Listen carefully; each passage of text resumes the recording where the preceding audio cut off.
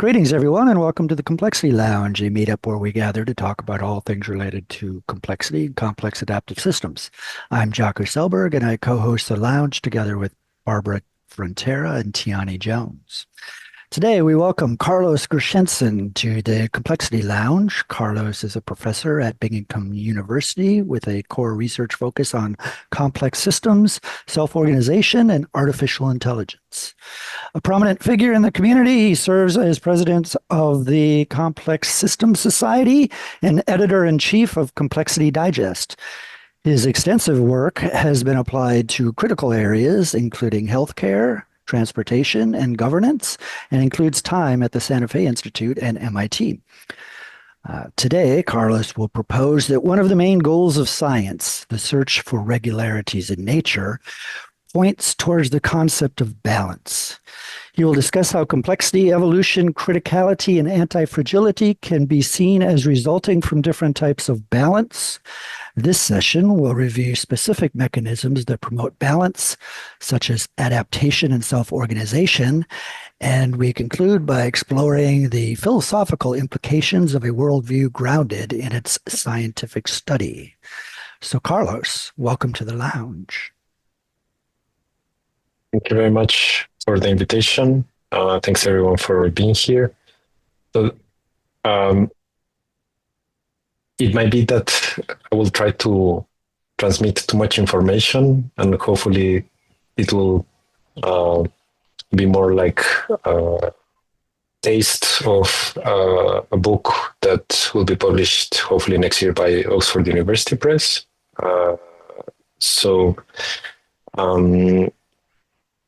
We'll see how it goes. I think it's better like this than just focusing on one or two topics from the book, which might be more appropriate for other circumstances. But I think for this audience, a general view with very few details might be more appropriate.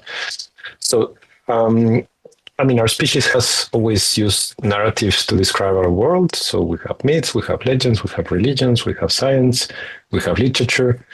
And these different narratives serve different purposes, and some are more appropriate than others. We could say that science is the best game in town for understanding and controlling physical phenomena, and well, not only physical phenomena, also biological and social and economic. And the usefulness of these narratives can be valued by different measures. Since these different measures can serve different purposes, it would be difficult to say that one narrative is true and all the others are false, because in some cases we might prefer to use one narrative for one purpose and another narrative for a different purpose. Classical example,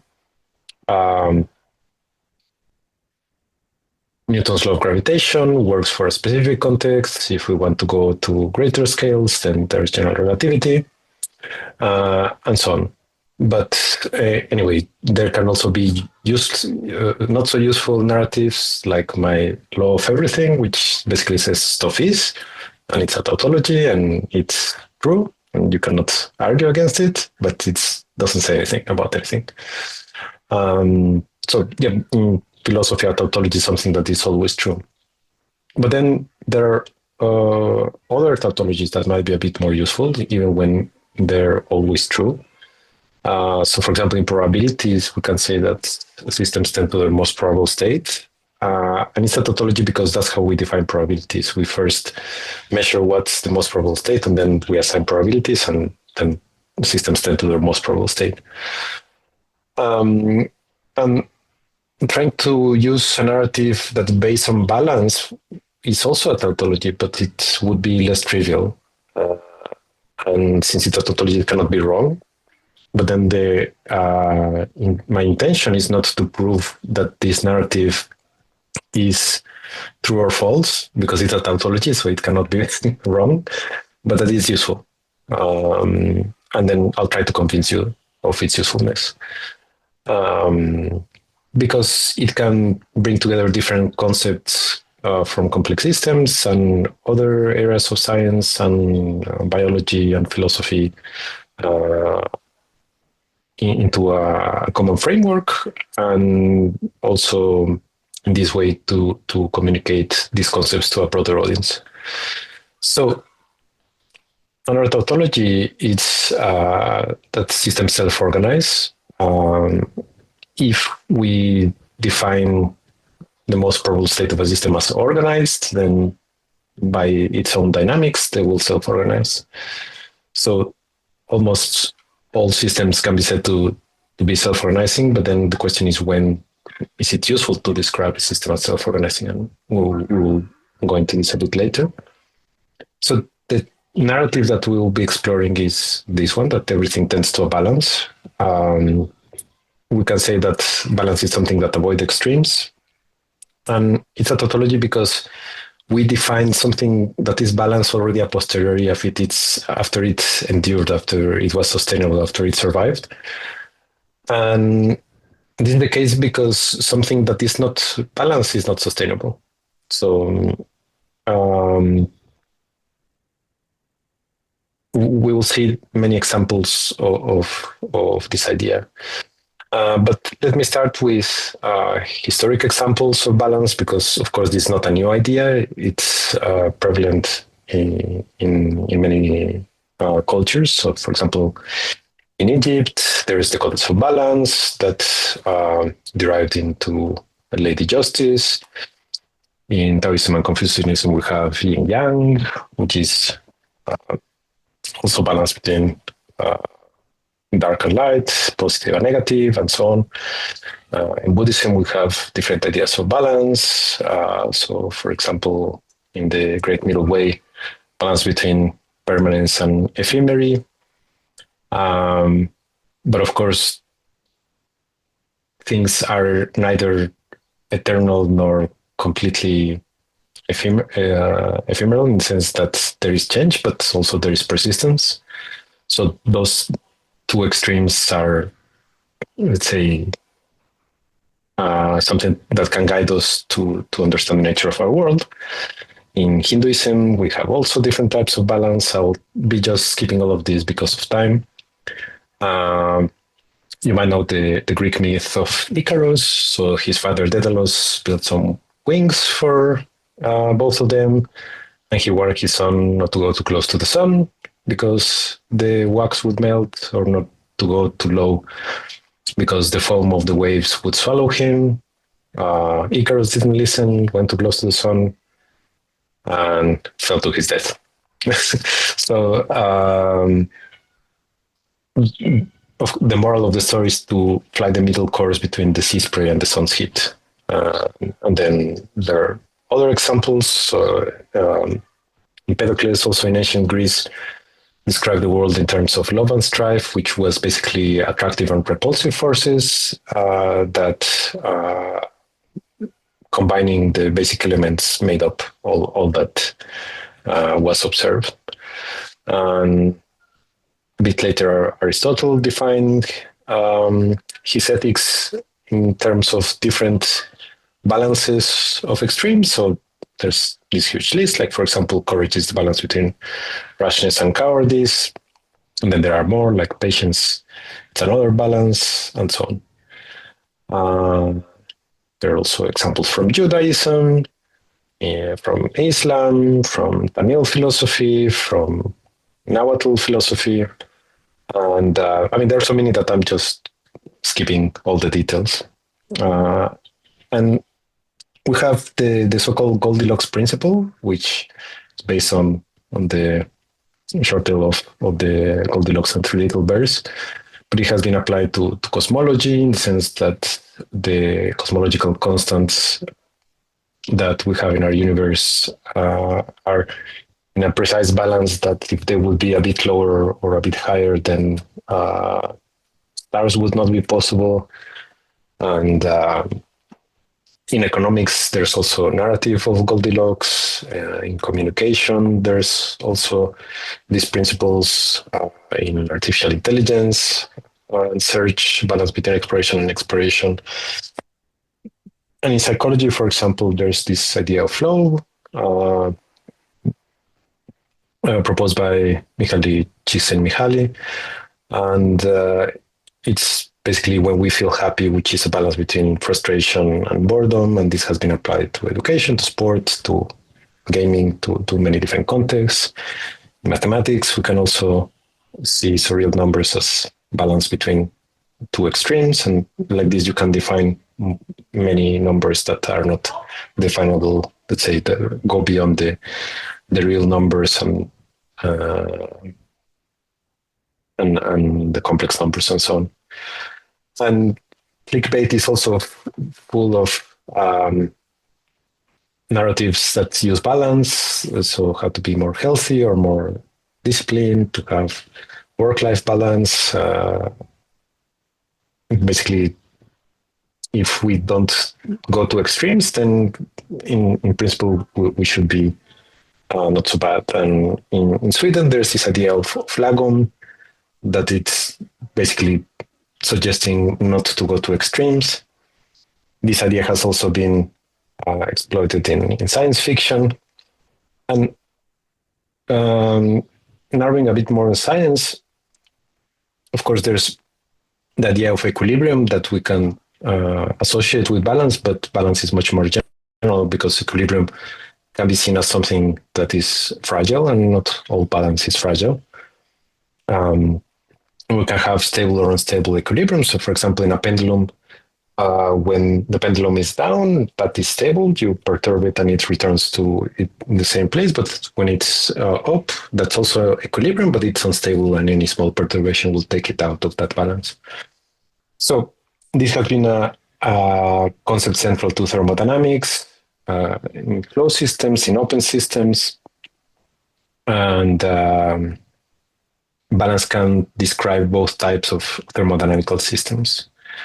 And in the turn of the 20th century, Max Planck, who is considered one of the founders of quantum mechanics, wrote that the chief law of physics, the pinnacle of the whole system, is, in my opinion, the principle of least action. And this one caricature of this problem, that basically light, the diffracted light, follows this path that doesn't minimize distance or but minimizes time. And this has been, it's one type of variational principle, which is basically a physical law that minimizes energy. And there's a huge list of variational principles. So there's the stationary action principle that was studied in the 18th century. Fermat's principle is very similar, but applied to time. David Hilbert and Albert Einstein used this for general relativity, derived for quantum interference of amplitudes. Feynman and Schwinger for quantum electrodynamics. Carl Friston has used this more recently for the free energy principle, which is being used to describe neuroscience.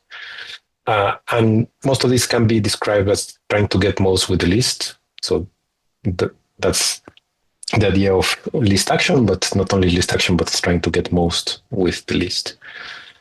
And after giving all of these examples, doesn't mean that balance is, let's say, always being strived for. So we have narratives where, for example, good versus evil, and then good is always good and evil should always be avoided, or at least the balance is not in the middle, in the sense that there could be some exceptions, but usually you try to be on one side. But then we have polarization that I'll mention later, more details about it. Or in sports, it's not about being in the middle, it's about winning, being faster, higher, stronger. And let's say all the world records are extremes. They're not trying to be the most modest or the most balanced. Also in logic, there's this duality between true and falseness, and there's nothing in between. That's the principle of the excluded middle in logic, which is a basis of Aristotelian logic. It says that you have consistency, so no contradiction, and duality, just two options. And we could say also that virtue versus vice could be seen as extremes, in the sense that many ethics value just virtue and despise vice. So, I mean, we could also speak about different levels of balance between the balance and the unbalance.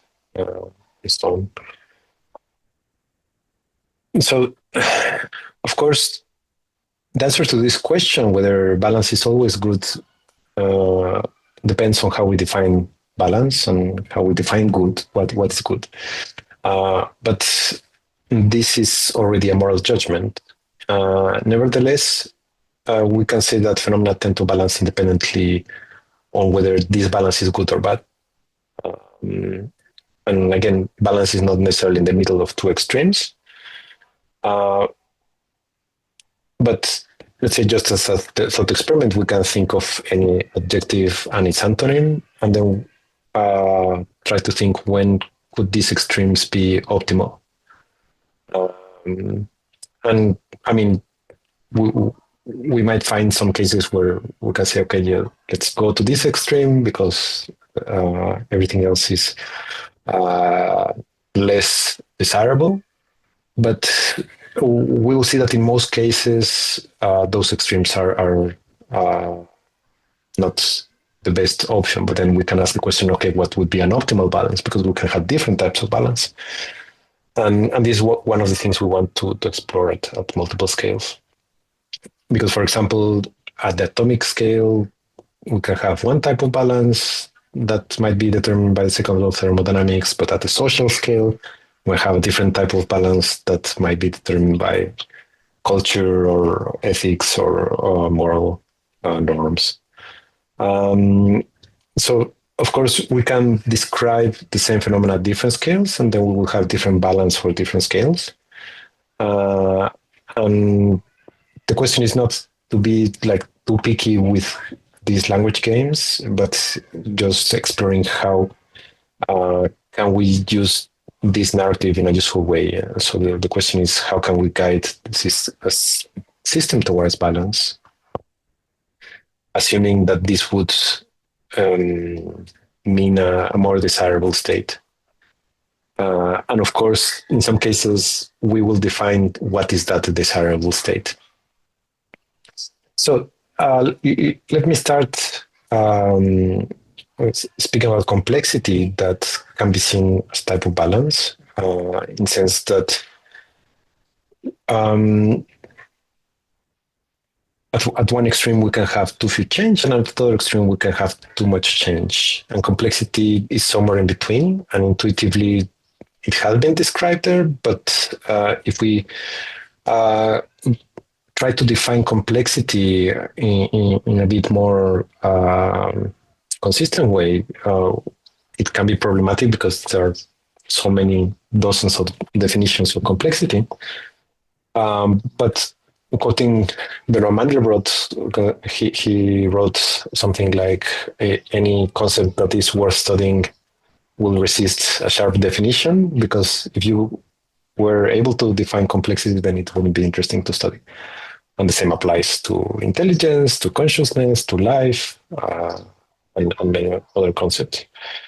But if we go to the etymology of complexity, it comes from the Latin plexus, which means intertwined, and actually it has stronger relationship with the Sanskrit tantra, which it's also like threaded, meaning that there are relevant interactions between components of a system.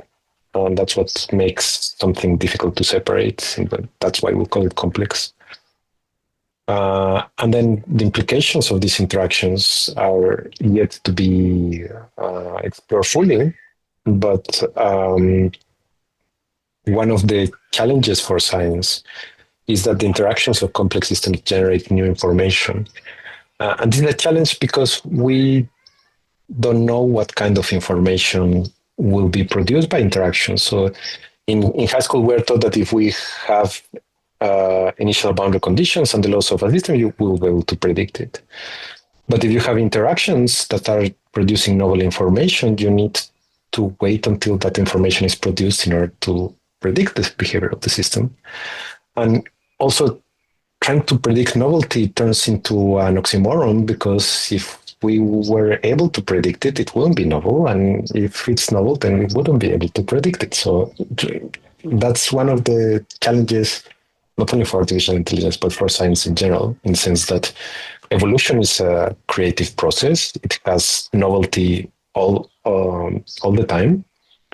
So, but traditional scientific tools are based on prediction. So how could we predict evolution? And I mean, many colleagues have worked on this for decades, and the conclusion is that we don't really have the scientific tools for studying this type of phenomenon yet.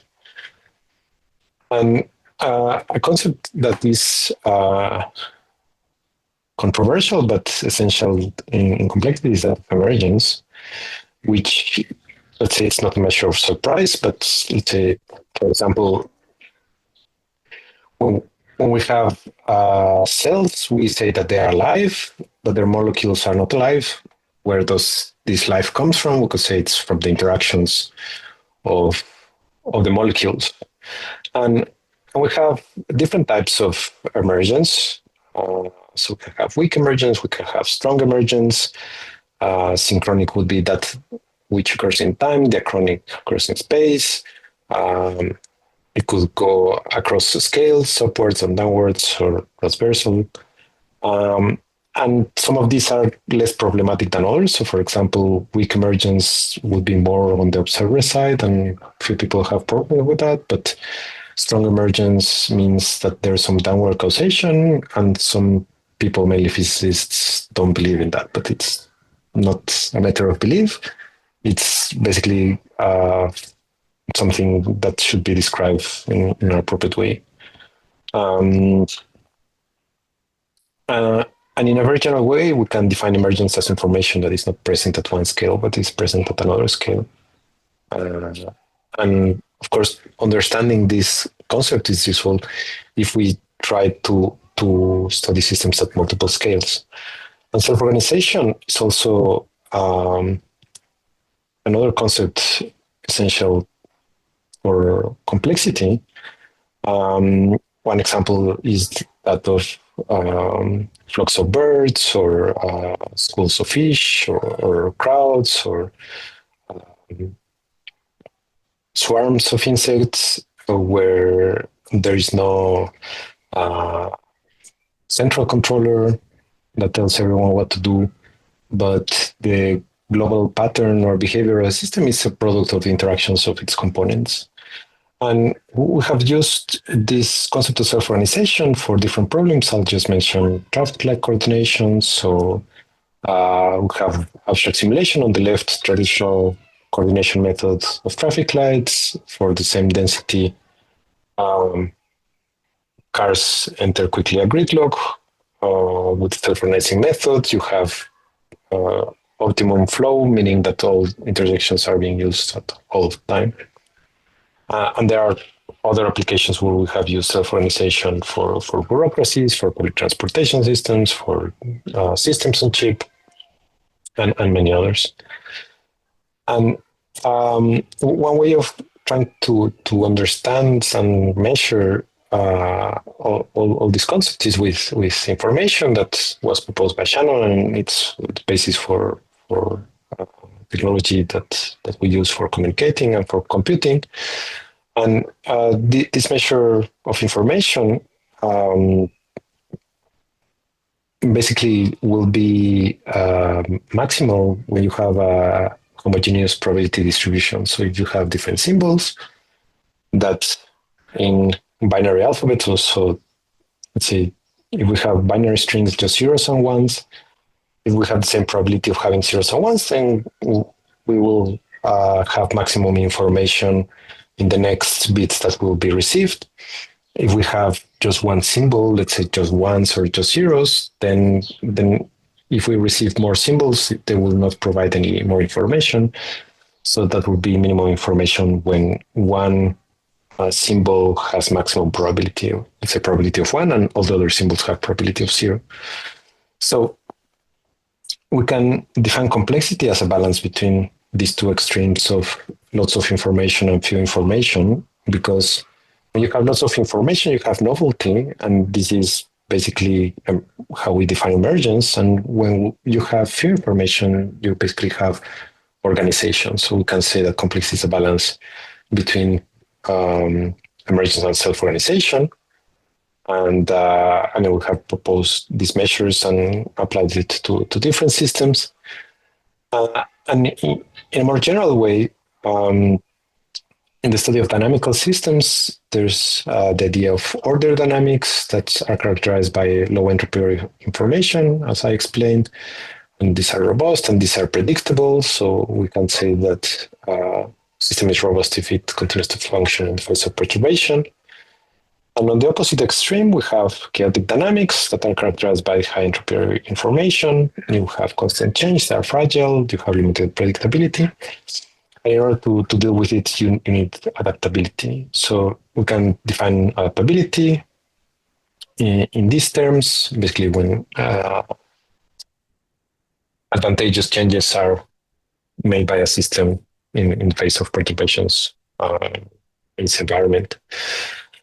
And balance of order and chaos can be seen as criticality. So this was originally studied in phase transition. So, for example, matter that goes from gas to liquid or to solid, like freezing of ice. In these phase transitions, or near these phase transitions, you have critical-like dynamics that have very interesting properties. So you have medium entropy information, you have a high variance, and it provides a balance between the robustness of order systems and the adaptability of chaotic systems. And also it's characterized by heterogeneous change, in the sense that in order dynamics, you have very few change, but usually change is more or less at the same scale. And in chaotic dynamics, you have lots of change, but then again, it's also at the same scale. And in criticality, one has few big changes and many small changes. So these are characterized by power laws and scaling and fractals that we will go into a bit more detail later. And Perbach and his collaborators proposed that self-organized criticality it's a property of systems that naturally tend to criticality. So this can also be seen as a type of balance that systems naturally tend to. Also, they can be studied in order to try to build systems that do the same, that they self-organize towards criticality. And then there are different tools, different mechanisms we can exploit, and nature has exploited to reach this balance state between too few change and too much change. Perhaps the main one is heterogeneity, that I will go deeper into it towards the end. But we can also exploit modularity, redundancy, degeneracy, and catalyzation, and other properties of particular systems to promote criticality.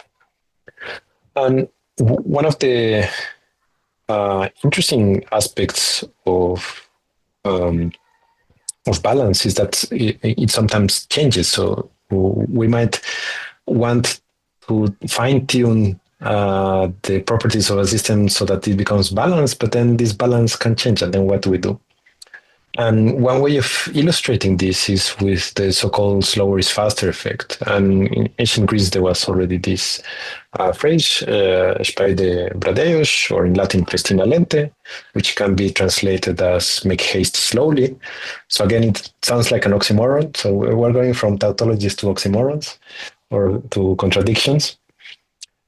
So, for example, there's this emblem of a dolphin with with an anchor, or a turtle with a sail with what's of the Medicis, or a rabbit with a snail shell, a crab with a butterfly. And I mean, there are many examples of making haste slowly. So perhaps the fable of turtle and the hare is well known, that sometimes trying to be as fast as possible is not the best alternative. You can go slowly and persevere, and then you'll be faster.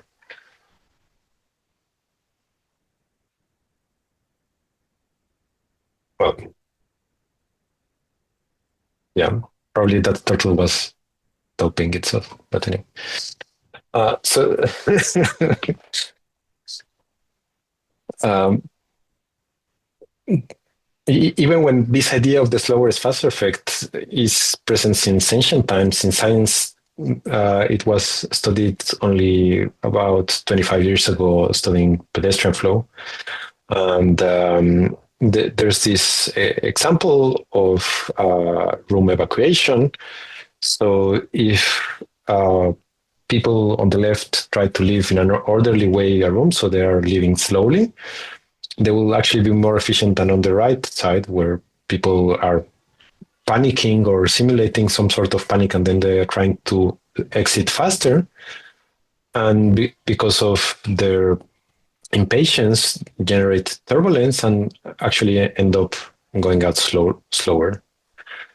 And of course, there are many details. It depends on how wide is the door. So, for example, if you are evacuating a plane, then the seat prevent people from pushing towards the door. So you should try to exit the plane as fast as possible. Or hope you never need to do it. But anyway, here you can see that there's a similarity on the left side, or now in the higher case of low competitiveness, it's similar to laminar flow. Where people were pushing, it's similar to turbulent flow. And then people did the same experiment with sheep, because it turns out that they are pushier on colder days than on not so cold days. And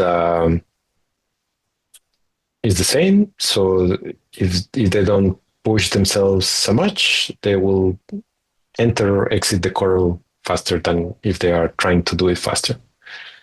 So the conclusion could be humans behave like sheep, or maybe there's some general principle that applies to many phenomena and not only animals. So, for example, it is known that in vehicular traffic, there's these so-called phantom traffic jams.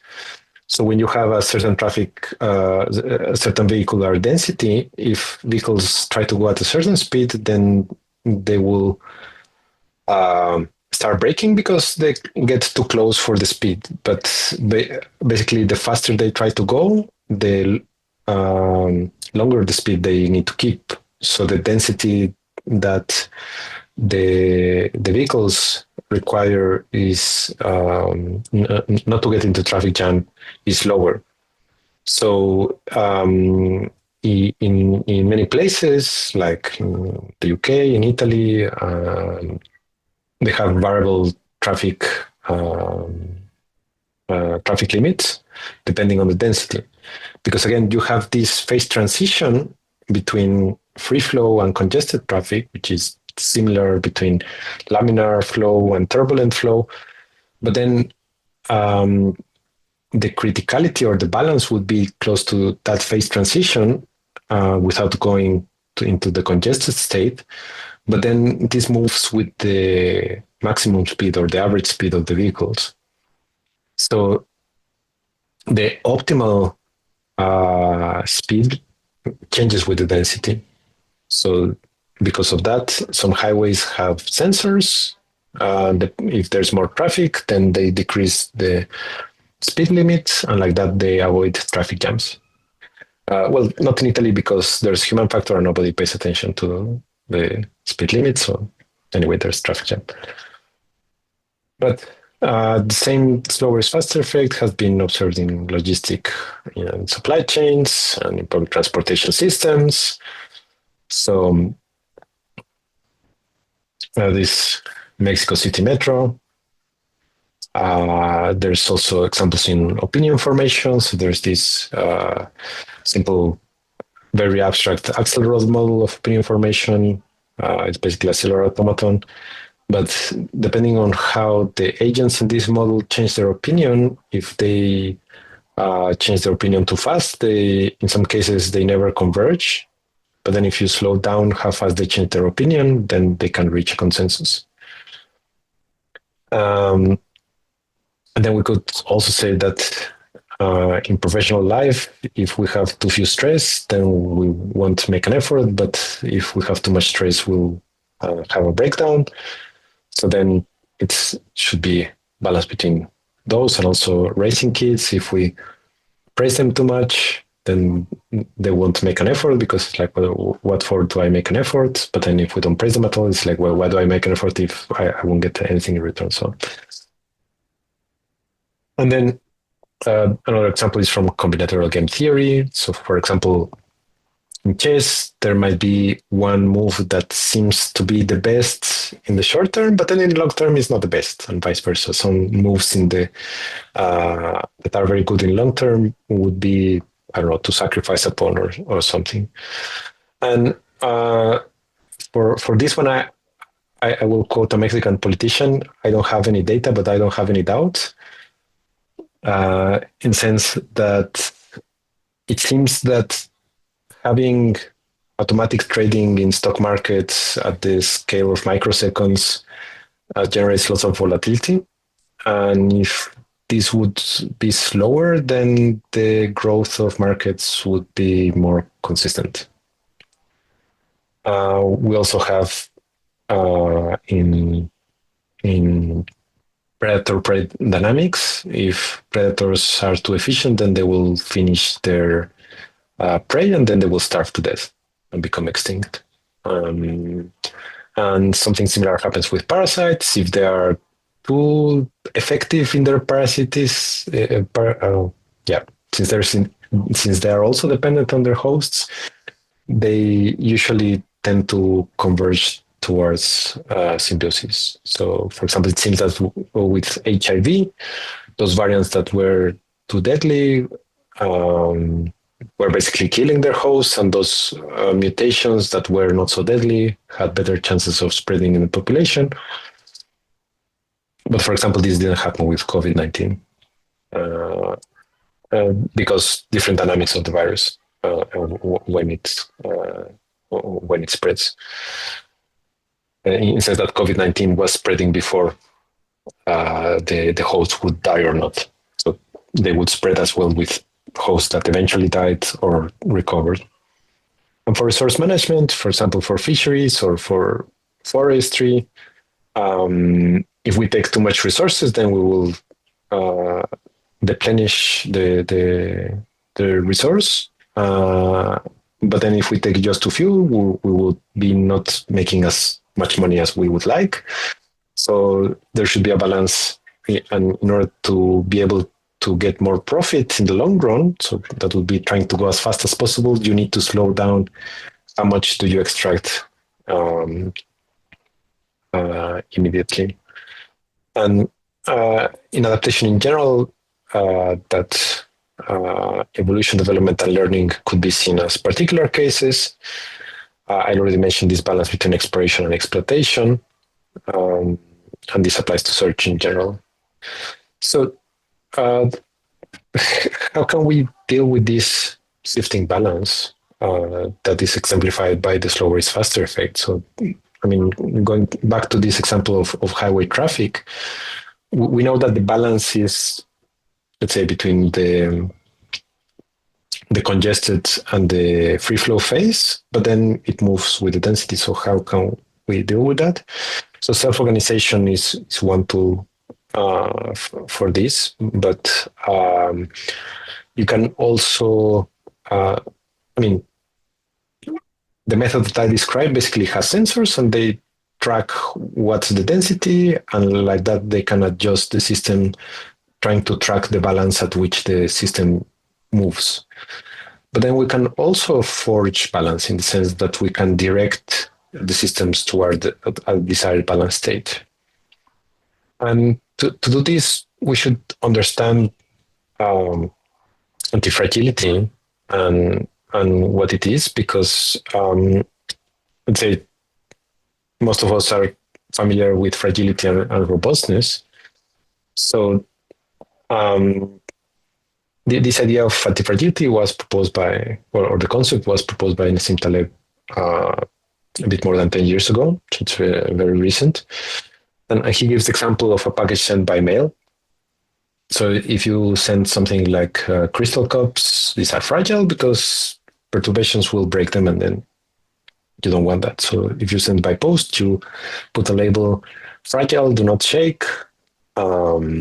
If you send something robust, which let's say doesn't care about perturbations, so some rocks or logs, you don't put anything because you don't care what happens. But then if you send something anti-fragile by post, you would put a label, please shake, because if it's shaken, it would reach its destination in a better state than if it isn't.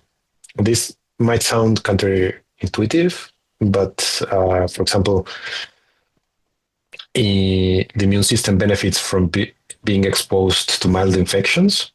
And actually, vaccinations work in this way, that the organism is exposed to mild versions of an infectious agent, and then that makes the organism stronger. And I like this quote of Tolstoy: once we're through our habitual paths, we think all these lots, but it's only here that the new and the good begins, in the sense that in many cases change might seem undesirable, but only a posteriori we realize that that change that we were trying to avoid is what brings us many positive things. And one example of that is in creativity. So this has applications to art, science, and engineering. And more generally, there's this idea that noise should be avoided. And then there's a recent debate whether, because in many cases, there's a positive aspect of noise. So for example, in Hopfield networks, if you add some noise to signals, the classification would be better than if you don't have any noise. So sometimes it's good, sometimes it's not so good. And in many cases, there should be like the right amount of noise or the right amount of antifragility that will exploit a specific amount of noise. So in Mexico, we have aguas frescas, which is basically fruit puree with water and sugar. And the one in the middle is of tamarind. So tamarind tends to go to the bottom very quickly. And if you don't shake it, then it's not tasty. So it's an antifragile water. You need to shake it so that it's tasty. And we propose a measure of antifragility. We have used it in different contexts. Let me just mention this one, where we took data from stocks and cryptocurrencies. And what we found is that actually these are neither, so they're not anti-fragile. They're more robust in the sense that the most successful Bitcoins and stocks, they are robust in the sense that they don't change their value with market perturbations. And if we continue on how should the distribution of resources should be, we can go back to the study of wealth distribution. One of the first studies was made by Wilfrido Pareto in the late 19th century. And he found a distribution that was later called Zipf's flow. George Zipf was a linguist. In the 1930s, he published these results. So basically, he counted how many words appeared in different texts, and he found general patterns. So if you plot it in log-log scale, more or less you can approximate it with a straight line with a steepness of -1. And he also did that for cities in the United States. So you have few cities with high population, no cities with small population. And actually, Zipf proposed the principle of least effort that I already mentioned as an example of balance that was used by Max Planck to explain why economies and languages and cities have these distributions. But then, let's say, quoting Mandelbrot, this was severely criticized because there was like, what, you're just counting things. It's not mathematics or science or anything. But in spite of that, in the 80s and 90s, many people were finding power laws, which, let's say, the Zipf law is a power law with exponent -1, but then you can have different exponents.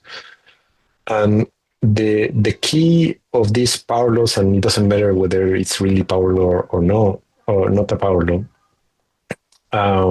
but it has implications for how we do science because calculus requires a well-defined mean. So if we have a distribution that, let's just call it slave of scale compared to free of scale, we can do calculus because, let's say, we can make this averaging and it will work. And usually it's additive processes that will give this type of distributions. And if we have independence, then if components change their value, they will not affect other components. So the average value will be more or less the same. It will be with this bell-shaped, it could be Gaussian or Poisson or beta distribution, doesn't matter whether it's symmetric or not, but let's say you have small region of values where most most elements have their variables in. But then if we have something scale-free like or power law-like, this is usually the result of multiplicative processes. So if you have dependencies or interactions between components, basically you have complexity, then it means that when one component changes its value, it will pull other elements or push other elements, and then they will also change their value. And that basically creates avalanches. And that translates into distributions that span across multiple scales because you are multiplying. So some changes can propagate across the whole system. And this has relationship with phase transition. This has been studied because, for example, earthquakes have this type of distributions. And a key thing is that we cannot use calculus for this because the mean is meaningless. I mean, in a distribution of earthquake, of course, we can calculate what's the mean earthquake, but what we want to know is what the magnitude of the extreme earthquakes and what's their frequency. So we can say these distributions with a well-defined scale as balance because basically one type of additive balance that they don't avoid extremes. But the scale-free distributions are a different type of balance because they try to balance across scales, not across a value. And of course, they're harder to study because we need more information. And since the averaging has to be much more careful, or in some cases it's not possible to average, it's difficult to study, or maybe we just haven't found the proper tools for it. But fractals are one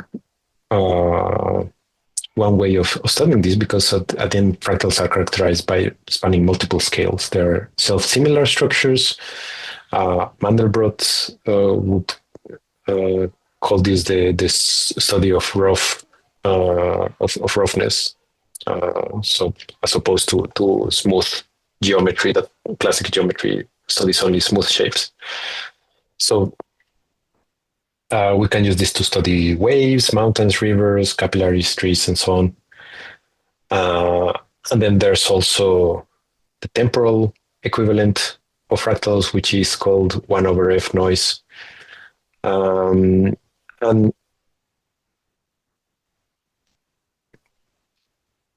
to speak a bit about fractals, Cantor, who is also proposed set theory, which is the basis of mathematics. Back in his day, he was severely criticized and called a corrupter of youth and renegade. And Wittgenstein told that his work was utter nonsense and laughable and wrong. But he really contributed a lot to mathematics and to logic and to fractals. So it's the Cantor set, Koch, Snowflake, Sierpinski triangle. Julian Fatou also did some fractals in the early 20th century. But it was not only until Mandelbrot had access to graphic computers in the 1970s, because he was working at IBM, that these were being able to draw, and then fractals became popular. And the study of networks began with Euler, and then with sociology. There were sociograms in the 1930s, but Paul-Erdos, who's the most prolific mathematician that has ever been, also studied networks, and they are very useful to study or to model complex systems, because when we draw networks, their nodes can be used as descriptions of elements and the links between them as the interactions. So there's a very strong connection between the network society and the complex system society. But it's something very recent, but let's say we are seeing that only when we had the proper tools of network science, and we're speaking about the last 25 years, we're able to study that the heterogeneity of structure is very relevant, and I'll mention a bit more in a moment.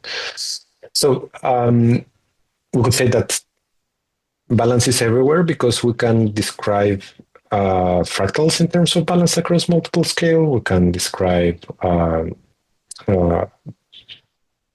power laws as a type of balance. We can describe networks, real networks, as also being the result of a process of balance. So, for example, random networks can be seen as a balance between disconnected and connected networks. Small world networks can be seen as balance between regular networks and random networks. Scale-free networks can be seen as a balance between homogeneous and skewed distributions.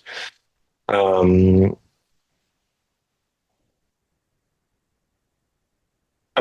at the end, we can use balance to describe both additive processes and multiplicative processes. And let me again switch topics to rankings. That again, they're everywhere, because we can rank any collection of elements according to different criteria. So we can rank people like the richest people or the best tennis players. We can rank universities. We can rank cities. We can rank words. SIF did. So, for example, only recently we had enough data to see how these rankings change in time. So with several colleagues back in Mexico at the Physics Institute, we were studying precisely this rank dynamics. So here you can see in the Google Ngrams dataset the rank of different words in English language for different years. And you can see that for low ranks, basically more frequent words, they change the rank less than for less frequent ranks. And then we proposed a measure called rank diversity, and we found some generalities for different languages, in the sense that low ranks have words at low ranks change much slower than those at high ranks. And this also applies to sports and also for engrams, and I'm just skipping this because of time. But also in Twitter, we explored this at temporal scales, at spatial scales, and so on. So after many years of exploring rank dynamics of different systems, we came up with a generalization, and many people were involved in this. And we were basically studying how different all these different rankings that have this same property, that the most important elements were changing slower than others could be explained. So we propose a very simple model where you have random displacements. We have a collection of elements, and we pick one at random, and we insert in a random position. So it's kind of a random shuffling. And then there's another probability law of a random replacement. We pick one element at random with a certain probability, and we extract this element from a system, and in that place we insert another element. And just with these two probabilities that actually turn out to be complementary, we were able to reproduce the distributions, many measures of 30 datasets. And I mean, I'll skip the details, but it turned out that the displacement probability was complementary to the replacement probability for some reason that we still cannot explain. But this turns the model to be just a single parameter model. And with that, we are able to reproduce all these datasets. So we could ask whether there's some universality in rank dynamics, and something that should be further explored. But then we had a question on why this was prevalent. And the hypothesis we had is that there's an advantage of having heterogeneous temporality, in the sense that if you have some elements that change slower than others, then those slower elements can be robust while the faster elements can be adaptive. So if you remember this idea of criticality being a balance between order, which is robust, and chaos, which is adaptive, if we and this in homogeneous systems is restricted to the phase transition, which is basically requires fine-tuning the parameters so that you are right in the balance, in the value that gives you balance. But then if you have heterogeneity, it turns out that at the same time you will have a robust part of your system and an adaptive part of the system. So we started exploring, okay, what would be the effect of introducing heterogeneity in different ways to different complex systems. So structural heterogeneity, it's basically already studied by network science, in the sense that not all nodes have the same connectivity. So this is the commercial passenger airport network. So the more flights there are between from one airport to another, the greater the circle. So you have your hubs, few airports with lots of traffic, and many airports with relatively few traffic. And then there are implications of the advantages of having these elements at multiple scales. One way of explaining this is with Ashby's law of requisite variety, meaning that if you have this type of distribution of airports, then you will be more efficient than if you would have the same number of airports and all the airports will have the same capacity. Because then you will need to do more changes for the same routes, and then for the airports that have lower demand, you will have too much capacity that it's underused, and those that have a higher demand would be overused. So it would start creating longer and longer routes. And also, if you have this heterogeneity, it's easier to match multiple scales and also unknown scales. If you remember when I was speaking about this shifting balance characterized in the slower is faster effect, if you have a system that has heterogeneity, at the same time can adapt independently on the precise value that system will eventually have. So temporal heterogeneity, there are also many examples. So we have solar flares, but also patterns of human communication, like text calls, are also heterogeneous. It seems that evolution is also with a heterogeneous temporality because we have punctuated equilibrium, mass extinctions. Earthquakes have temporal heterogeneity, so the time between earthquakes. Foraging of different animals is also heterogeneous. And it seems that it has also the same advantages of structural heterogeneity, but for a temporal dimension.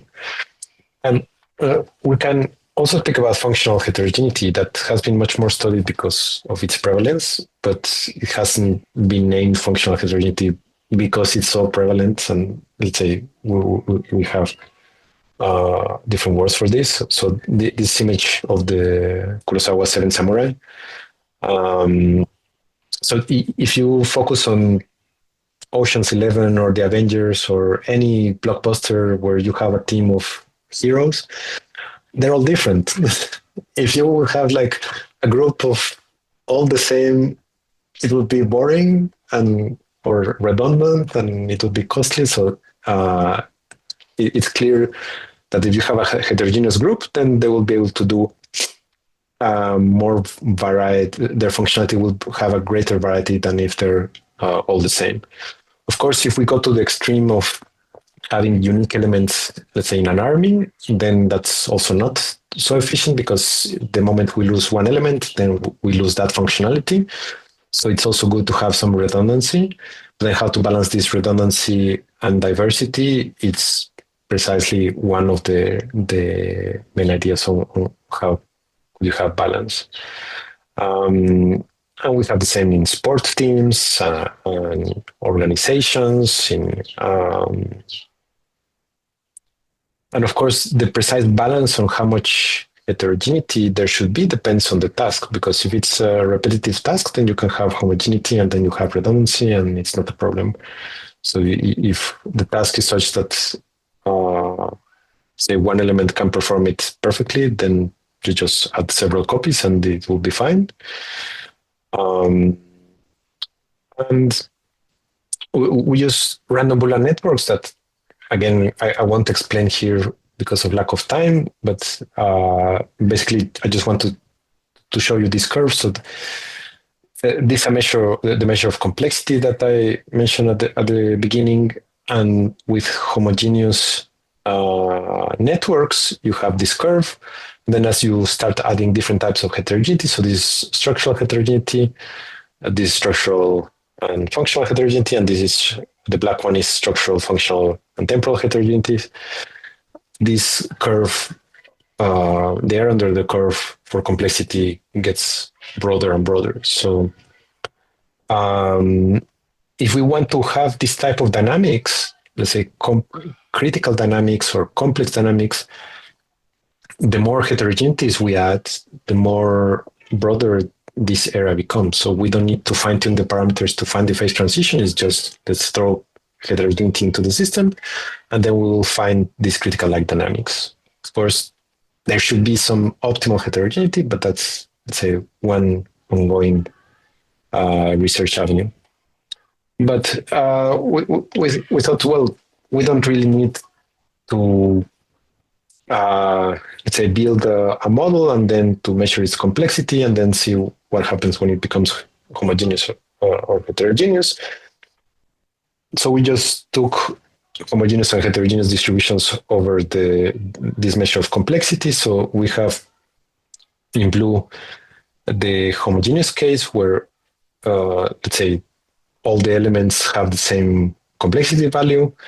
And in the red dots, it's the average complexity with a certain distribution. I think it's a Poisson distribution or uniform distribution, that doesn't matter, above a specific value. So then we can see that in some cases, the red dots are higher than the blue dots and some others not. So then there's a question like, okay, when is it better to have heterogeneity or homogeneity? Here it's clear. Here in the middle is better heterogeneity, and in the extremes, homogeneity.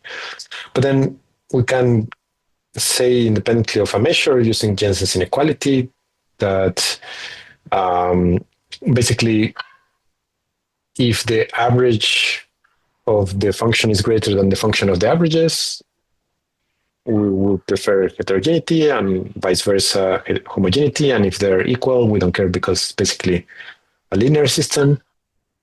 And just inequality tells us that if we have a concave curve, then heterogeneity is best, and the opposite for homogeneity. And then we have applied this to search and for evolutionary algorithms, and then just throwing heterogeneity improves these search procedures. Because it was known that criticality gives some advantage to many computational methods. And then instead of trying to fine-tune the parameters to get critical-like dynamics, we throw different types of heterogeneity, and then we get critical-like dynamics, and then it turns out that we get better performance. So the question of achieving optimal heterogeneity, it's open, because of course it's like, okay, we know that we will be good if we have few with a lot and a lot with a few, but what will be the optimal? And we can also use these ideas of balance to study evolution, because if we want to have a narrative that describes complex systems, we need to include evolution because it's basically long-term change. So from all that has been said, we can say that there is change. And then when we speak about balance, in a very general term, it should be, we're speaking about what's the right amount of change. Because we can say that in some contexts there's too much change, and in some other contexts there's too few change. And from complexity, we know that the more interactions there are, then the more change there will be, because then a small change will propagate faster through the system. So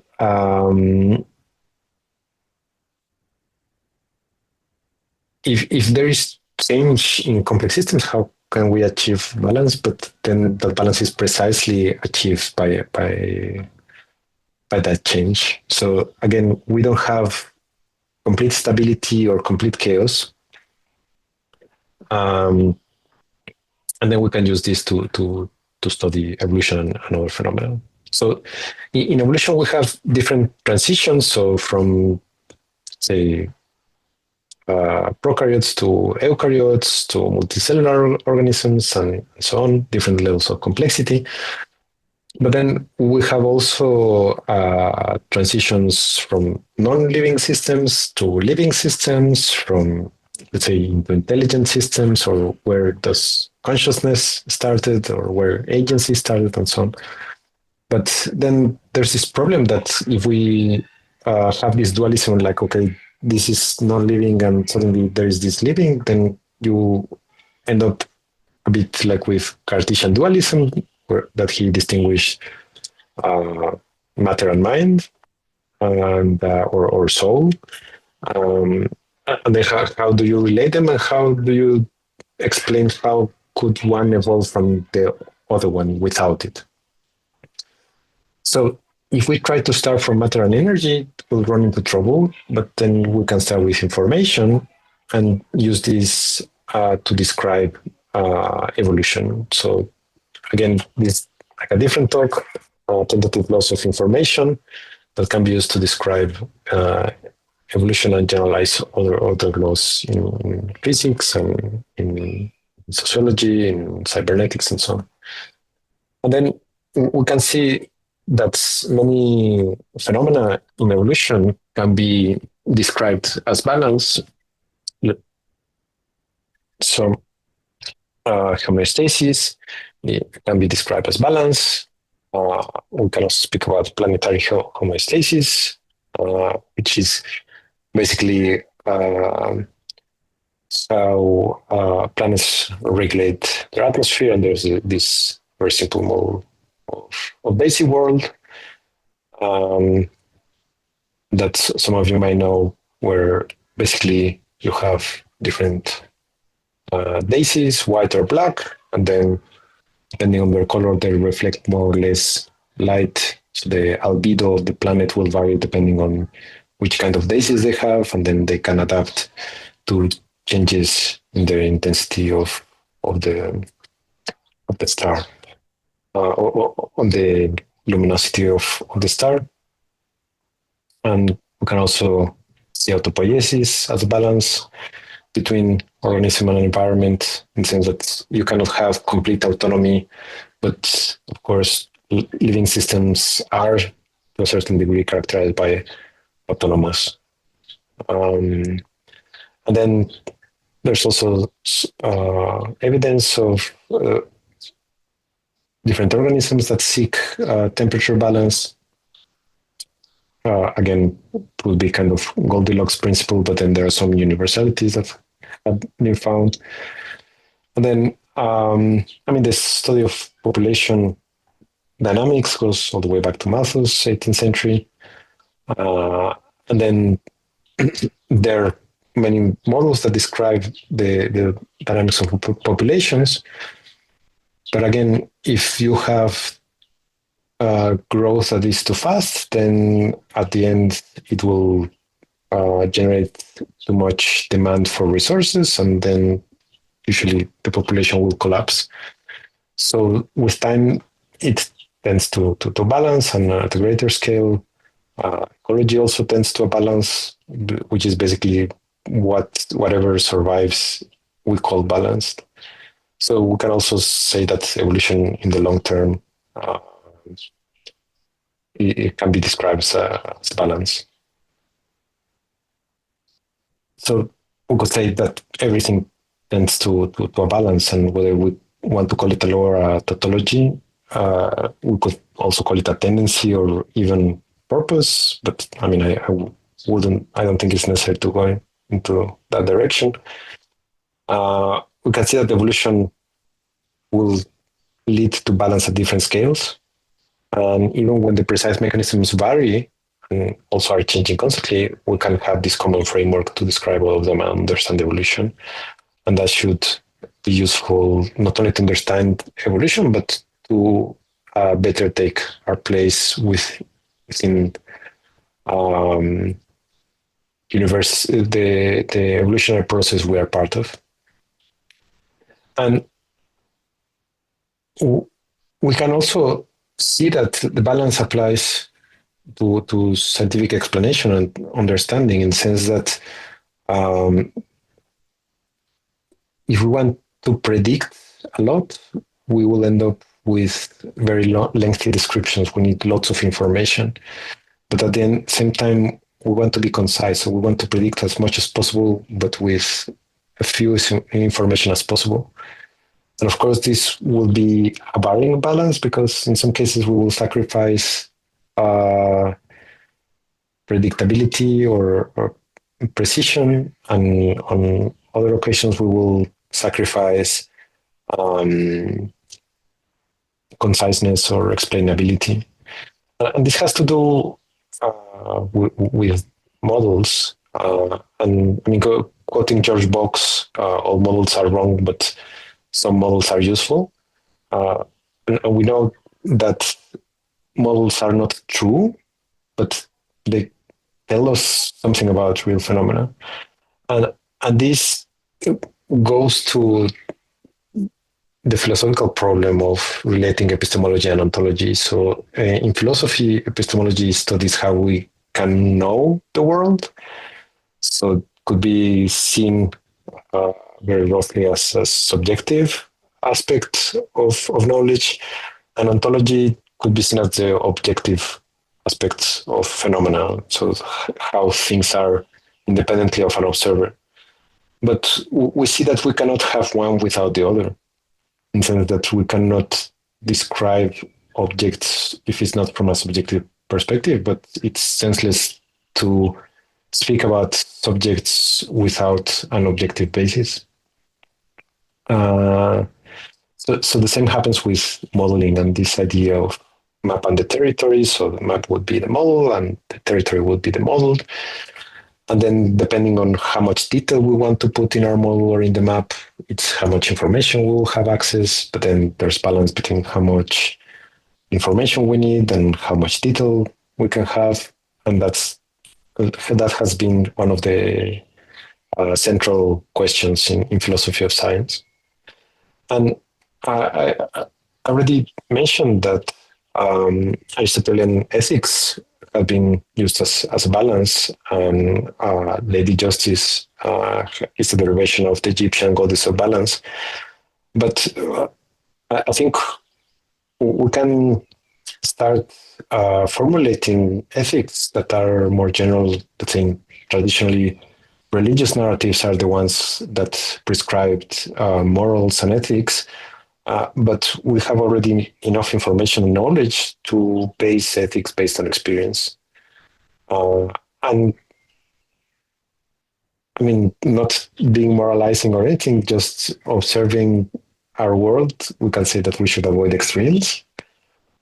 So if physics tends to the principle of least action, biology tends to it, why shouldn't we also try to strive it? So I think that the narrative of balance can be useful also to guide a discussion about ethics that are independent of cultures, religions, and so on. So for individual life, we can say that if we're too comfortable, then there's no sense in striving for anything.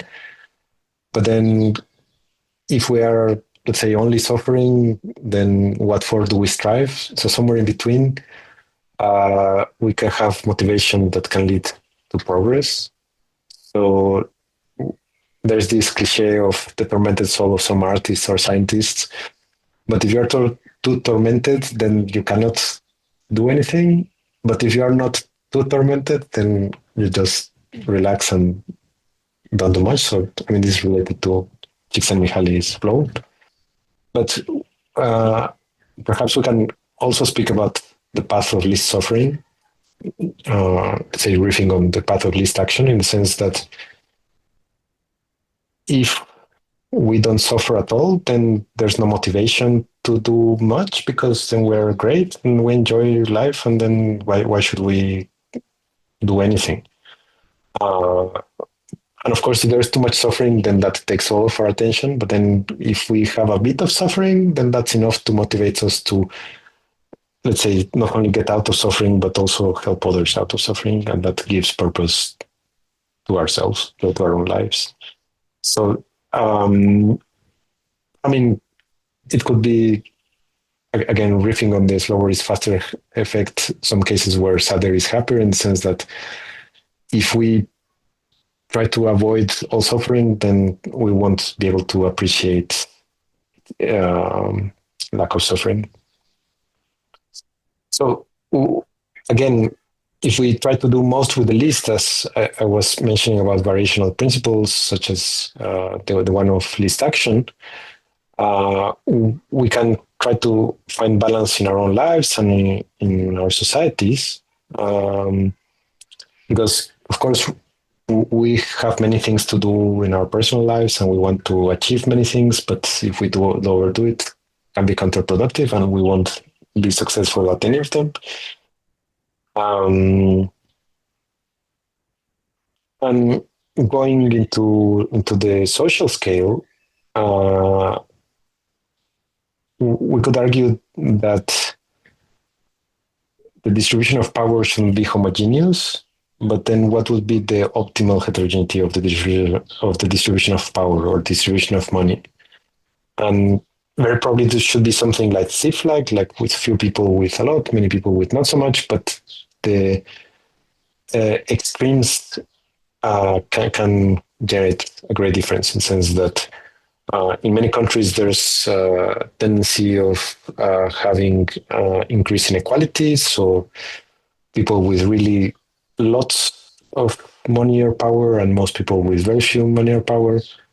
And even when it is clear that complete homogeneous distribution of wealth or power is not effective because of what I mentioned, law of requisite variety and so on. Simply, there are more people that are more efficient at producing more wealth from the one they have. So then that's beneficial for everyone. But then how should that be distributed? That's still an open question. And also, I mentioned polarization that has been exacerbated by social media. And it seems that this will benefit from having more heterogeneity, but again, these are many open questions. And there's this apparent duality between us and them that generates conflict. Basically, those who are in my group and those who are outside my group, and this applies at different scales. So it could be like my family or my neighborhood or my city or my sports team or my country or my ethnicity, my religion, my gender, um,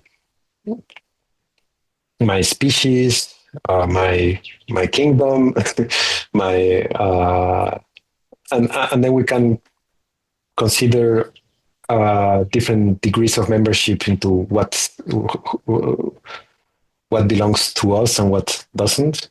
And at the end, it's a balance between individual and social, or let's say between in-group and out-group. And again, it's an open question trying to find what's the right balance for these distinctions. And going back to the individual scale, we can see that relationships will flourish with certain balance, and not only romantic, but also personal, professional, in the sense that if one gives too much, then that's problematic. If one gives too few, that's also problematic. And I mean, there are many other things that we can speak about in this sense. And then karma in Sanskrit means action. So in Buddhism and Hinduism, it's basically the law of cause and effect.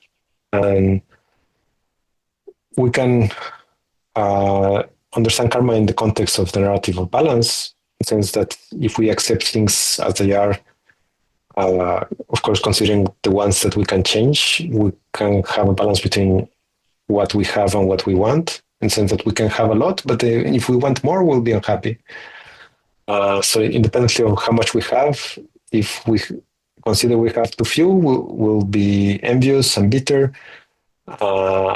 And also, if we think that we have too much, like, oh no, that's too much for me, I don't deserve it, then also we don't enjoy. So again, there should be a balance from what we have because of our circumstance and what we want. And then that's one way of avoiding suffering. And I could say that it's not that we thrive in balance, but we define balance as where we thrive. So we can use this as a useful goal to steer our lives. So already starting to conclude, some of you know this film Koyaanisqatsi, that in Hopi language means life out of balance. So this was a film by Godfrey Reggio, music by Philip Glass.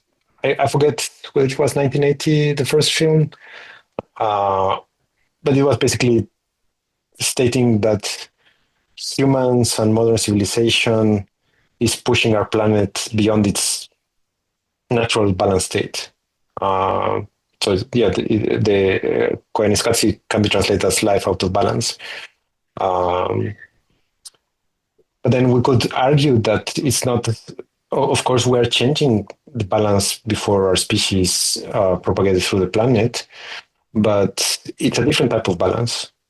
And we can use the same narrative to describe how it was before, how it is with us, and how it should be in the near and long-term future.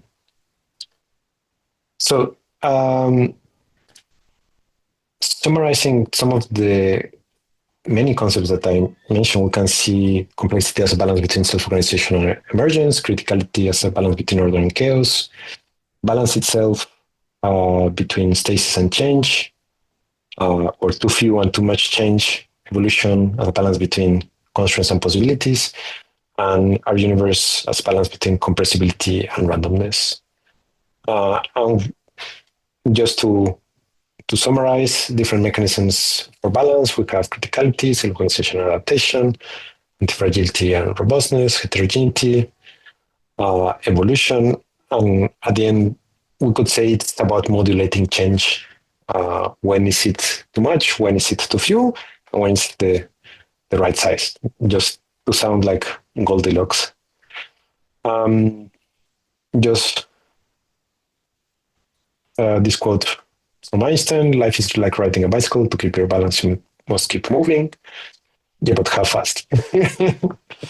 That's the question. But then we can say that accepting change is the real balance. So we can say that. Oops, sorry. Let me get back to this.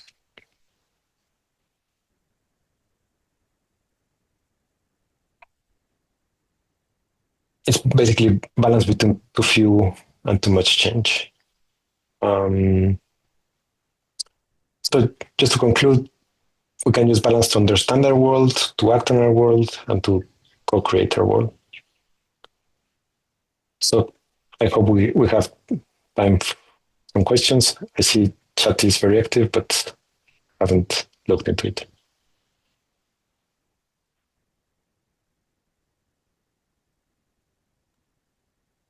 Diani?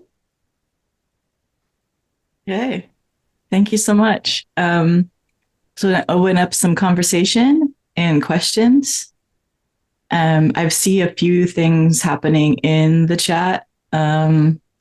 Let's see where we could start. I thought Jabe's still here. You put something interesting around structural heterogeneity. Maybe that could be a good place to start. It's a good question or topic. Sorry, I had to put my shirt on. I was outside in the sun. Carlos, thank you for your talk. I thought it was really interesting. I actually was just, I was at a conference and I was presenting around similar themes, Ashby's Law and kind of where complexity goes. And I was talking a little bit about an idea, it's called Conway's Law sometimes, or the mirroring hypothesis. So the idea here is like the social structure will mirror the technology structure, or the technology structure will mirror the social structure back and forth. Yeah.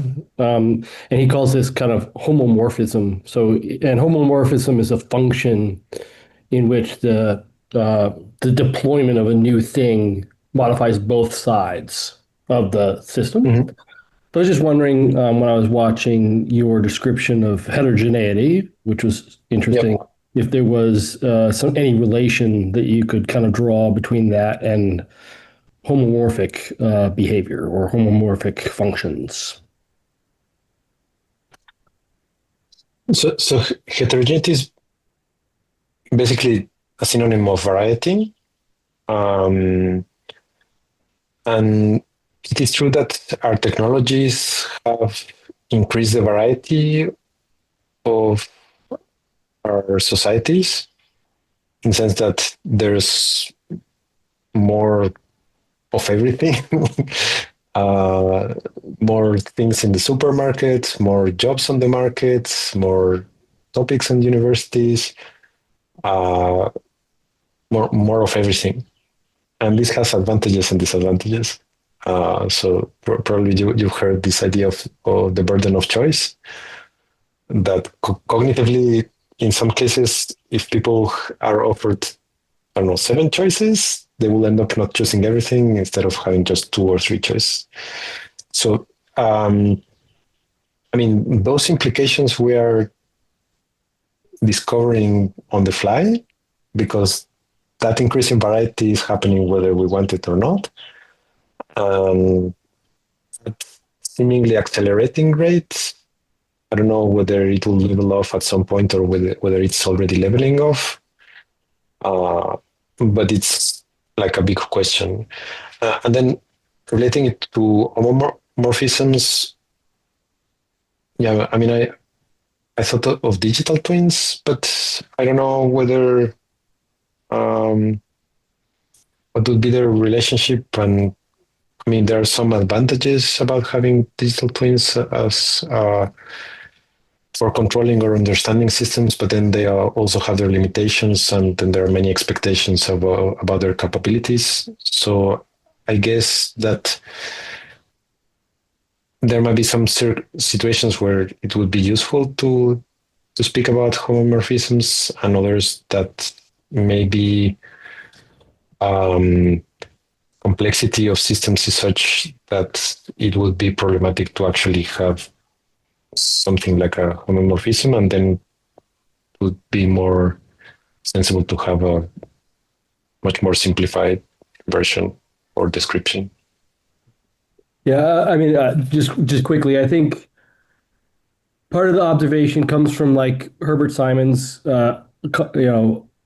examination of organizations and then what he calls the architecture of complexity. And basically, his argument ends up being that organizations shape themselves the way that they're shaped in order to process information about the environment in subcomponents that allow the whole system to make sense of an increasingly complex environment, right? So basically, the homomorphic problem here, right, is that organizations will only stick together in a more and more increasingly complex environment if they themselves reorganize around that complexity. Yes. And so the homomorphism has to do with like the examples you're giving, technology can only become so complex that the system that is producing it, the social system that is producing it, or at least is interacting with it, stays coherent to itself. Because once the social system falls apart, the technology can't advance quickly anymore, right? So it's like it's not a one-way street, right? It's not that technology is forcing society to get more complex. The society is getting more complex because technology is getting more like back and forth. And and so that's the homomorphic question to me, if that makes any sense. Yeah, so I guess, I mean, I put this list of the laws of information, and one of these basically explained this principle in terms of evolution, that in order for information to propagate, it requires more complex agents to be able to use that information. And this applies, let's say, at the scale of technology, but also, let's say, at the scale of molecules and at the scale of organisms. And basically, imagine an ecosystem where you have some organisms that become more complex for whatever reason. Then that will generate a push for organisms interacting with them, either their predators or their prey or their competitors, to become more complex as well. So I think it's a general principle where that leads to an increase in complexity. And very probably there are also mechanisms that generate decreases in complexity, but let's say it's something that we can observe at multiple scales. Thank you. Cool. I'm just gonna go pick out some interesting. If anyone, I don't see any hands up, but I thought there was a couple of interesting questions in the chat. Boone, he asked, "Is balance only balance in hindsight?" And there's a little bit of a thread there. That could be an interesting one to put on the table. Do you have any thoughts on that one, Carlos? I think most of what can we say about complex systems, it's only in hindsight, because precisely we have interactions generate new information that limits our prediction. Then it's only after we observe, and then we can say, "Oh, yeah, it's the way this is the way it behaves." And then in so many cases, we can, after we have that understanding, then we can say, "Okay, if this happens again, then that will be the future." But I think most of anything we can say about the world is in hindsight. So yes, also about balance. I took a note on something you mentioned when you were talking about noise. Yes. And how it's often considered undesirable. If you think about like a feedback control system or like a low pass filter where you're filtering out noise that could be coming in to you for various reasons and you don't want it. Could you say more Yes. about balance and noise and complexity and how we may want to Yes. amplify noise at some point in some ways? Yes. So actually, relating it to the previous questions about organizations, in some cases, organizations cannot adapt to changes, and then they become obsolete. So organizations, but also organisms and also planets, and you want them to adapt, but not adapt too fast, because then they lose functionality or even their identity. So the question of how fast to adapt or which noise to ignore and which one to include, it's open, because it has to do with, I mean, it's very contextual, just like meaning. And I think that's related to the limits of artificial intelligence, but we won't go in that direction. But what I want to say is that if we have a good understanding of the system and its context and its environment, then we can already say, okay, this type of perturbation should be avoided, and this type of perturbations can be exploited. But in most cases, sooner rather than later, there would be perturbations that we have no control over, and they will generate a change. And then how beneficial or damaging that change will be, it's impossible to predict. So, I mean, it could be like Schumpeterian destructive change. Schumpeterian.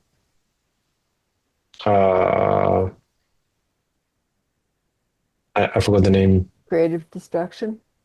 Yes. Thank you.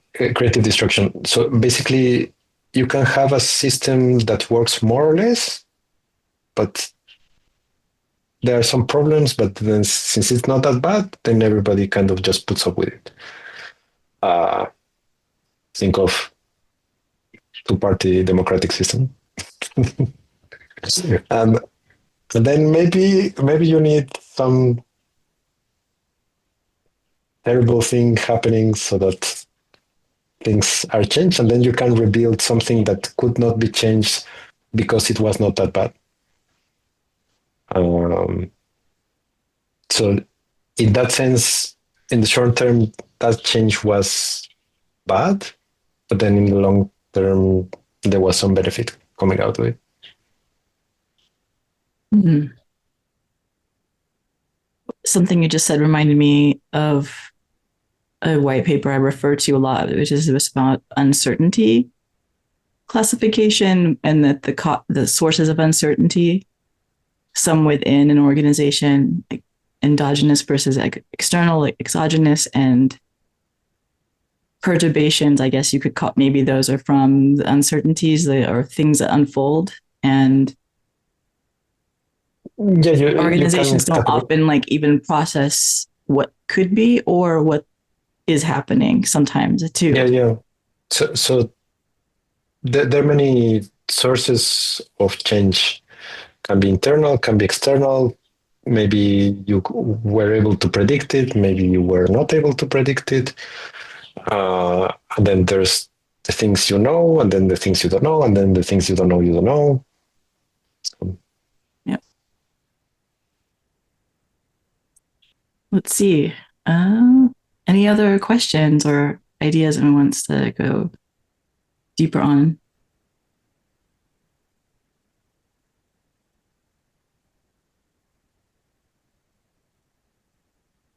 Rebecca, you had a couple of interesting points here. Yeah.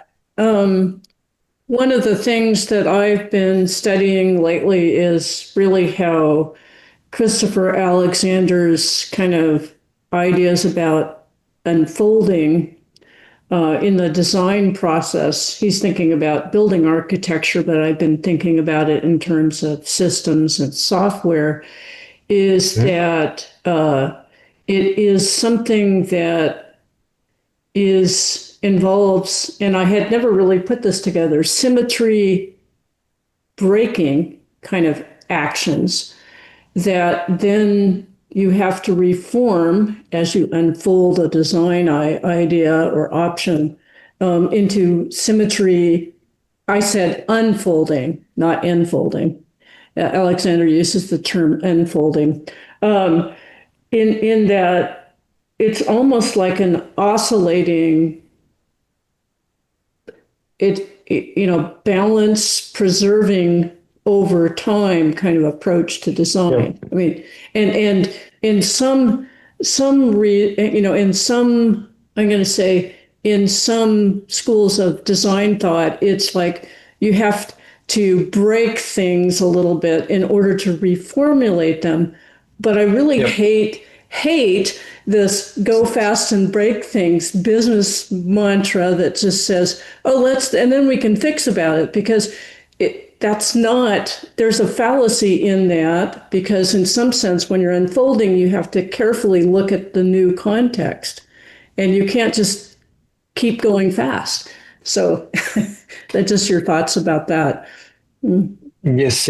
I agree that you can see symmetry breaking as increasing variety or heterogeneity, and then making symmetry as the opposite, as making reducing variety or making homogeneous. And it can be seen as balance, because basically each of these processes kind of tries to take you out of extremes, and of course you need to use the right one when you want. So it would be like a negative feedback loop instead of a positive feedback loop that would amplify the direction. So if you have too much change, try to reduce change. If you have too few change, try to increase change. And I will not defend Silicon Valley, but this idea of fail fast, I understand, is like, okay, there's such a low probability of success, and we don't really know what will work or not.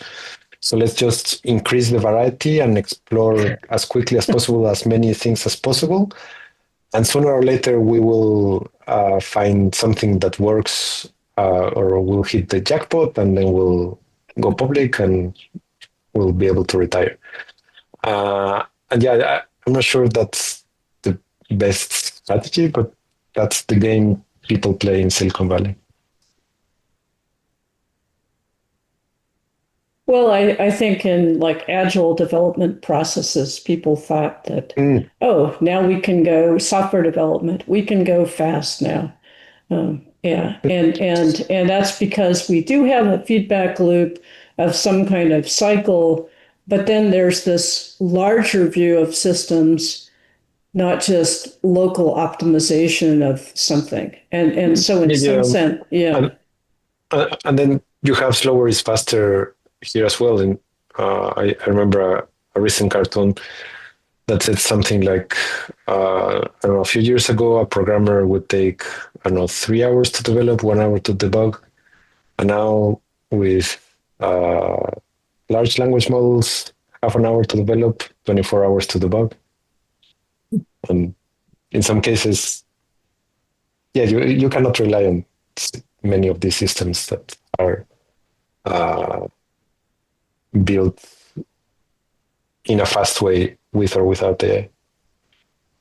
Yeah, I've been thinking about that actually a bit lately, is that for the past 20 years or whatever, we've always been trying to increase the throughput or the speed that things move through the system. So we have mechanisms that we're always trying to optimize to increase speed. where I am pondering whether that's going to flip, and the major control mechanisms that you have are where you selectively slow things down. And Yeah, that's going to take a while to seep into people's heads because it's a paradigm shift. yeah, and the question is, we still, I mean, we are in the process of realizing that always faster is not the best, and we are yet to find a general way of defining, okay, what would be the optimum speed so that we can really move as fast as possible without breaking down or crashing. Yeah, I would add, working at Boeing, one of the issues that caused a lot of problems over time was the breaking down of systems that were in place that created balance in the name of cost efficiency. Mm. So that, we had an adversarial system between the factory and engineering in negotiating schedules. Is, oh, that takes way too much time, too much yelling and screaming, whatever. But that adversarial system actually created better solutions, more balanced solutions. So friction was a good thing. Yeah, Yeah. in many areas. But to them, friction slowed things down, which it did, but it also created better solutions. So it is kind of fascinating, and there's a lot of like little examples of that over time.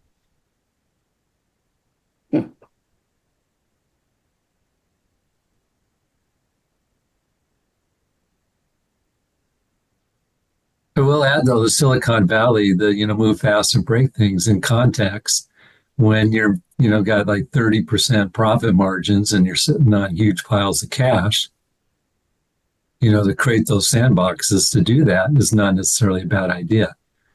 But then when you start applying that to your more stable systems, it can be destructive. Yeah.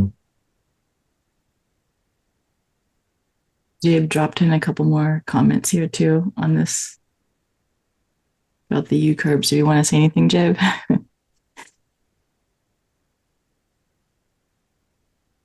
Yeah, I mean, I think Carlos points to something that I've been banging on against for years and years and years, the idea that there is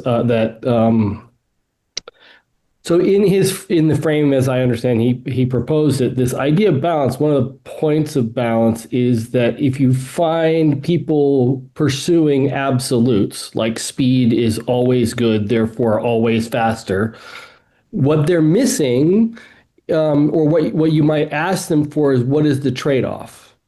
So there's always a trade-off. If you choose an absolute, always a trade-off. So the answer is, if you're going fast, what's the trade-off? If you're going faster, what's the trade-off? If you can't tell me what the trade-off is, then you're making a decision without understanding the implications of the decision, because it's a design decision most of the time, right? So that most of these things are about like people's opinions, not about some sort of like, I sat down and did math and determined exactly the right speed to operate at. That's not really what's happening. And so I think one of the useful ways to kind of look at that, and again, I saw it in some of Carlos's diagrams, is you often see these U curves in the spaces. And the U curves from Lean, we call them Taguchi curves or Taguchi loss curves. And the idea is to say that the belly of the curve is a viable space that becomes very rapidly not viable toward the edges. And so the balancing act isn't like a knife edge balance. It's actually like getting into the belly. And as long as you understand the belly in relationship to other bellies, of other trade-offs that you're making, you actually understand the system has like, multi-potentiality, multi-finality. Like there's many ways to get to the answer, as long as you're not trying to get to overly tight economic constraints. And so, the opposite's also true, and that's kind of the break things version of this stuff. If you end up with systems that are overly efficient, what they've done is they've overly narrowed what they believe the financially viable space is, but there's wiggle room on the sides, and someone can sneak in and do the disruptive innovation play, break their system, and then take the value of the wiggle room that's on either side of their overly tight curves. but they have to break the system to get there. And again, the question is, what's the trade-off? So anyway. Yeah. Yeah. So what they've mentioned a while ago about Boeing reminded me of Deutsche Bahn, the German railway company. So now Germany and suffering from their inefficiencies that they used to have a reputation of being always on time, but then from a colleague from Zurich, he told me that in the 90s, some manager decided to make things efficient and cut things that were not essential. So then all the redundancy was eliminated, and then any little thing that broke down propagated through the network. So now it's very common that there will be delays, and you will say, oh, well, 5-10 minutes delays is not a problem. The problem is that you lose connection with a very high probability. So if you need 2 or 3 connections, it's very probable that you will lose one of those because of those small delays. And they have reached such a state that now, even if they want to go back to the previous state and to re-add the redundancy, or let's say to invest more, they can't. And they are operating with increased costs and with poorer performance. So, yeah.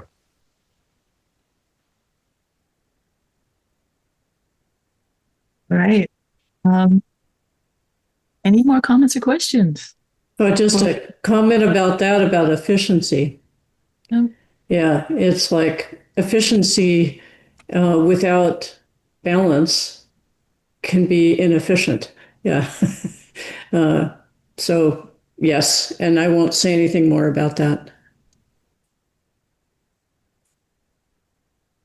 My classic going with the efficiency comment is just to say, hey, the most efficient thing is to be effective. The minute you move away from being effective, you're being inefficient, but you may be externalizing the cost of your efficiency out of your system, but that's all you're doing. You're not really being efficient. You're just hiding the losses. But anyway, that's just me.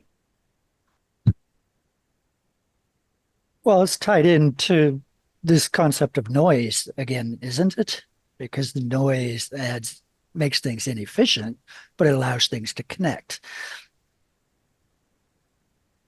It's the wiggle the U-curve bottoms that I was pointing at. It's noise. It's the fact that, like, at least in my theory of complexity theory, one of the things it entails is the system is always incomplete. Yes. If the system were complete, it would no longer be complex. It would be dead. It would collapse into a specific state. So, like, when we talk about, far from equilibrium systems, one of the things we're talking about is that the system is like ingesting energy the whole time to stabilize itself. You remove that energy source, and so efficiencies cause that type of behavior if you're not careful. Yes, if you would have a complete description of a system, then there wouldn't be able, novelty wouldn't be able to exist. Laplace was wrong, at least to some extent. Well, the way that I've always looked at it too is the balance was, I don't know how this ties into what we were talking about earlier, but the balance was always current state. Our understanding of it may be in hindsight, but the balance was always current state. And we tend to forget that is the only reason I'm mentioning it. Yeah. And the key is when you have this dynamic balance, and then you are trying to track it and adapt your system as fast as the balance is changing. I always had a colleague years ago say every system is perfectly designed to do what it's designed to do. Yeah, but then the question often is, what is it really designed to do? This is what we say we're designed to do, but what is it really designed to do? It's like which creates a whole other discussion. Unanswerable question. For sure. all these jokes about genies and three wishes and getting what you ask for. Yeah. Yes. I mean, Jaco, one of the kind of like snide philosophical comments about like what you were pointing at is understanding the difference between, on one extreme, a Laplacian universe, a clockwork universe, and understanding an immanent universe, right? So like Deleuze and Spinoza would argue that there is no defined future state, that everything is just immanent from what is currently happening. You can't, the minute you believe that the future is an actually existent thing that will actually occur because of some sort of causality, that's when you missed it. That's where you lost track of the system. But an imagined future state is very useful because it allows us to make decisions, right? So it just doesn't exist is all. Well, what he would say is that what you're doing by imagining a future state is creating an agent in the present that is modifying the potentialities of your present. Yes. So the future becomes imminent from having a future imaginary. But that does not mean having the future imaginary will make that imaginary come true, or that is a thing that really exists, or anything like that. And there's all sorts of different ways to think about that. But that's one of the things is like there are these kind of theories of process theorists, at least, who are just like, hey, like part of the problem you have is you imagine that there are particular outcomes that can be defined by an immanent system, and that's not necessarily true. So. Anyway. And we delude ourselves into believing that they are true. That's the core problem. Or we chase them. We believe that by investing resources, time, and energy in making them be or appear true, that makes them more or less likely true, as opposed to saying the opposite, like, hey, what kind of universe would we like to have occur? What can we do in the present that would make that more or less probable to occur? That's a completely different question. Therein lies the rub, as they would say. Isn't that the power of the lottery?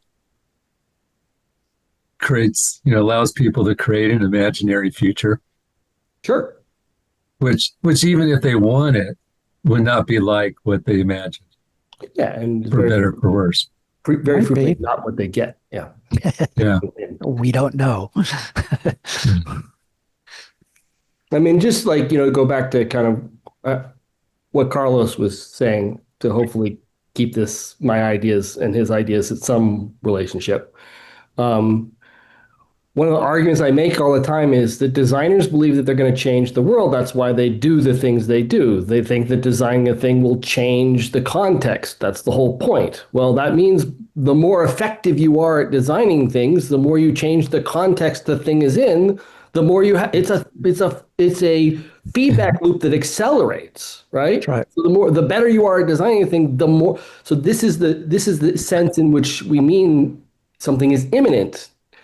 Because by intervening in the system to do a thing, we change the system, which means we can't even know what the desirable future would be after some number of cycles. So, this is part of the, how you balance these things together. How do you kind of constantly be observing things? What's the speed of things, etc. So anyway. Yeah, your imagined future state affects the current state. So to go back to Carlos, Boone made a comment, and he's not here, around perspective on balance. What is seen as balance could vary upon your perspective in that system. Yeah. Yes. Yes, and also you could have different balances for the same system depending on how you describe it and on the scales at which you're describing. So, for example, you could have a group of people, and let's say at physiological levels, they are balanced in the sense that they have the right temperature and pressure, and so on. I mean, they're alive, but emotionally, it's a mess. Yeah. Or even competing points of view on what balance is. Yeah. And also, it's very different in a group, you could have like complete opposites. And then if you take the average, it's the same as if everybody would be in the middle. And of course, that's different from another group where everybody is indeed in the middle. Or another group where everyone is evenly distributed, but then the average is the same. So, And it tends to pull towards the middle organizational design. Or towards the most noisiest extreme sometimes. I'm saying I've seen that too. So anyway. It's kind of both in a way. yeah, but at least in United States, there are many social pushes towards not to balance, but towards extremes, in the sense that, oh, you have to be the best in sports, in college, to have the highest salary or the biggest company, or and that has some advantages at the economic level, but at the individual level can generate lots of stress and frustration. It also creates the aspect of, if I'm not ahead, then someone else is ahead of me. All of that kind of constant churn is there. Yeah, it's not like The win-lose. competition slide that Carlos you had. Yeah, the I'm not ahead, win-lose someone else is mindset. ahead. It was fascinating years ago when I would leave work, the parking lot, depending upon the time, if I left early, it's when all the machinists got out. When I left later is when the engineers got out. And when you leave when the engineers get out, it was like your example of the fast. It was a crush, everybody trying to go, nobody letting anybody in. And you go out with the machinist and they would like take turns. It was like a different culture, really, and more collective. It was pretty fascinating. Well, I think this might be a good place to wrap. I mean, we sometimes have like continuing discussion after, but to wrap like the core part of our presentation. So I guess I hand it off to Barbara to do the final wrap up. And thank you so much, Carlos. Carlos, this was so great. You've given me ideas for at least 4 other talks that I'm going to probably ask you to do. The preview of the core real talks coming. Yeah, or hook me up with people who can give them. And then there's this roundtable with you and Jabe that is percolating in my head that we could just go on and on. But I want to thank you so much for your time today. This was a great talk that was so informative. It connected a lot of things for me between the scientific side and the sort of human side that have been floating around separately in my head. Thanks to all of you for coming and joining the conversation. Jabe, a special shout out to you.